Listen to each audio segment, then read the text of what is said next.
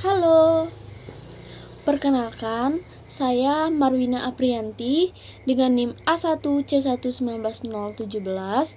Saya dari kelas reguler B, Prodi Pendidikan Kimia FKIP Universitas Jambi.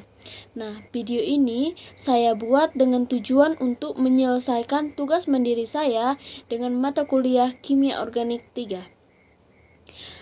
Baiklah, langsung saja pada video ini. Nanti saya akan menjelaskan tentang pembentukan kerangka karbon dan transformasi gugus fungsi. Baiklah, langsung saja yang pertama, yaitu pembentukan kerangka karbon. Nah, sebelum kita menjelaskan pembentukan kerangka karbon itu seperti apa, senyawa karbon merupakan senyawa organik ataupun semua senyawa yang mengandung karbon itu termasuk ke dalam senyawa organik. Nah, karbon ini sendiri juga dikenal sebagai unsur ataupun atom yang mempunyai keistimewaan tersendiri. Hal ini dapat ditandai dengan nomor atom yang dimiliki dan juga letaknya dalam sistem periodik. Nah, jika ditinjau dari semua unsur kimiawi dalam sistem periodik, karbon ini merupakan unsur yang paling hebat dalam membentuk molekul. Nah, baik itu molekul yang besar, kompleks, ataupun beragam. Atom-atom karbon dapat berikatan dengan berbagai macam atom, ataupun dapat berikatan dengan karbon yang lain. Sehingga dari ikatan yang terjadi, maka akan terdapat rantai karbon yang kemudian rantai karbonnya ini akan membentuk suatu kerangka karbon yang dapat menyusun sebagian molekul organiknya. Nah, dari pembentukan tersebut, maka akan terdapat berbagai variasi kerangka, misalnya panjang, bercabang, ataupun lurus. Nah, variasi ini sangat penting dalam keberagaman suatu molekul organik. Selain variasi keberagaman molekul, juga ditimbulkan dari keserbagunaan karbon. Sehingga dalam kajian kimia organik dapat dilakukannya pembentukan kerangka karbon. Proses pembentukan ikatan karbon melalui berbagai macam reaksi adisi dan juga kondensasi, seperti pembentukan asetal, sianohidrin, kondensasi aldol, dan lain sebagainya. Nah, baiklah, untuk yang pertama yaitu reaksi pembentukan asetal. Nah, suatu asetal dapat dihasilkan melalui suatu reaksi, yaitu reaksi adisi nukleofilik alkohol terhadap gugus karbonil dari aldehid atau keton. Nah, persamaannya dapat teman-teman lihat di sini.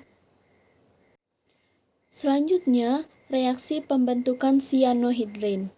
Nah, sama halnya dengan reaksi pembentukan asetal, pembentukan sianohidrin juga dilakukan terhadap gugus karbonil dari aldehid atau keton. Akan tetapi yang membedakannya hanyalah pada adisi nukleofiliknya. Nah, pada pembentukan sianohidrin, reaksi adisinya adalah ion sianida. Persamaan reaksinya juga dapat teman-teman lihat di sini. Nah, selanjutnya yaitu untuk reaksi kondensasi aldol.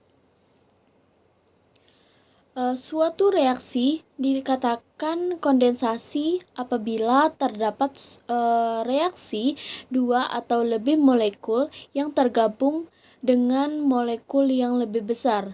Nah, dengan satu atau tanpa hilangnya molekul kecil, atau dapat disebut juga dengan air.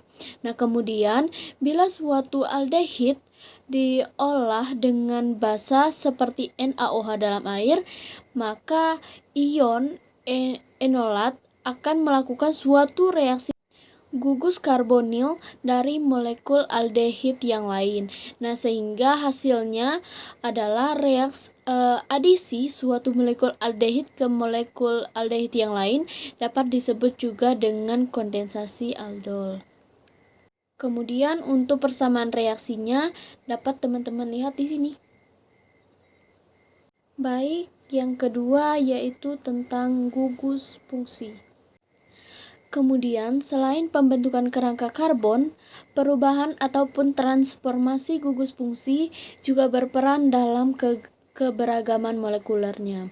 Nah, gugus fungsi dikenal sebagai suatu komponen molekuler organik yang paling banyak terlibat dalam sebuah reaksi kimia. Nah, pada masing-masing molekul mempunyai sifat-sifat yang unik. Sifat yang unik ini ditimbulkan dari masing-masing gugus fungsinya. Maka dapat dikatakan bahwa gugus fungsi adalah bagian yang aktif dari suatu senyawa karbon yang fungsinya yaitu dapat menentukan sifat-sifat senyawa karbon dan juga gugus fungsi ini dapat berupa ikatan rangkap 2, ikatan rangkap 3, ataupun gugus atom. Kemudian teman-teman juga bisa lihat contoh dari gugus fungsinya. Baik, untuk permasalahannya yang pertama yaitu jelaskan apa keserbagunaan karbon dalam pembentukan molekul. Nah, alasan saya membuat ini sebagai permasalahannya yaitu pada blog saya tadi telah dijelaskan bahwa karbon merupakan unsur yang paling hebat dalam hal membentuk molekul. Nah, baik itu molekul yang besar, kompleks ataupun beragam. Sehingga ini membuat saya merasa penasaran apa saja sih keserbagunaan karbon sehingga karbon itu dianggap sebagai senyawa yang dapat membentuk suatu molekul. Nah, sehingga terdapatlah suatu rantai karbon yang mana rantai karbonnya ini nanti akan membentuk suatu kerangka karbon yang dapat menyusun sebagian molekul organiknya. Nah, kemudian untuk permasalahan yang kedua, yaitu bagaimana jika dalam proses penggabungan ke molekul yang lebih besar akan ada molekul kecil yang terpisah. Apakah akan berpengaruh? Nah, permasalahan ini timbul dan juga saya memilih permasalahan ini karena dalam blog saya tadi juga telah dijelaskan bahwa dalam kondensasi aldol, suatu reaksi dikatakan kondensasi apabila terdapat reaksi dua molekul atau lebih molekul yang bergabung dalam molekul yang lebih besar dengan satu atau tanpa hilangnya molekul kecil seperti air. Nah, sehingga dengan pernyataan tersebut membuat saya penasaran bagaimana jika molekul airnya itu terpisah ataupun hilang dari molekul yang bergabung tadi.